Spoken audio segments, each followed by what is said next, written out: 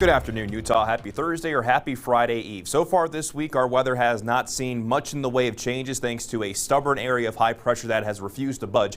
We are going to see some subtle changes, though, as we go from the second half of today into tonight because we got a weak cold front that's on the way from the north. So this will help nudge the high pressure down a little bit and maybe give us a little bit of relief when it comes to our inversions. Unfortunately, though, you can see ahead of that front just does not have a lot of moisture to work with, so any chance for wet weather going to be very limited, but we'll talk more about that in a few minutes. But for today, right now we're sitting at moderate air quality in Salt Lake County. Yesterday we saw it go to unhealthy for sensitive groups, and we're likely going to see that go to unhealthy for sensitive groups once again for today. But with that front moving in, with the winds kicking up ahead of and behind the front, likely going to see it go to moderate for tomorrow into Saturday before it likely increases as we move throughout the remainder of the Martin Luther King Jr. weekend. So even though we might get a little reprieve, it might not last too long. Fingers crossed that front, even though it's a weak one, can bring us kind of that breaking of the inversion.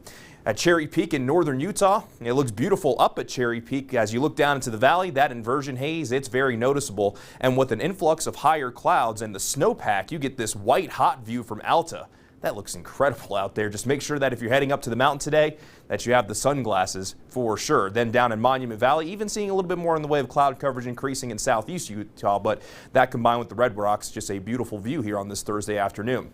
Temperature-wise, we're going to continue our warming trend. A daytime high of 47 degrees in Salt Lake City. Park City will be in the lower 40s, Spanish Fork at 45. In the central half of the state, we'll find more spots in the lower middle 40s compared to the upper 30s and low 40s compared to what we saw yesterday. And down in southern Utah, upper 40s and low 50s with Kanab and St. George getting into the middle and upper 50s. Won't be completely surprised if St. George makes a run at 60 degrees. As we go throughout the rest of today, we'll see those temperatures climbing from the 30s eventually into the 40s for those daytime highs. And then tonight, with cloud coverage increasing, it might not necessarily be quite as cold compared to last night, but we'll still see plenty of spots drop into the 20s for overnight lows. As we begin watching your weather for you, we have that weak front that's going to be arriving later today to bring us a slim chance for some light snow in some of our mountains in northern Utah. It's going to be predominantly our northern mountains and the Uintas that has at least that slight chance.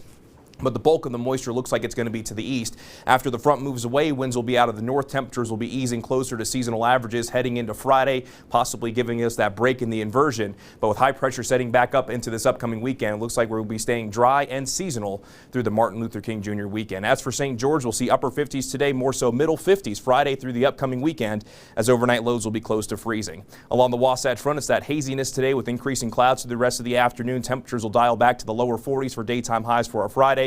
Close to 40 degrees both Saturday and Sunday, and it looks like by Sunday that haziness will start to increase as our dry skies will be sticking with us even past to the holiday weekend. If you want to stay on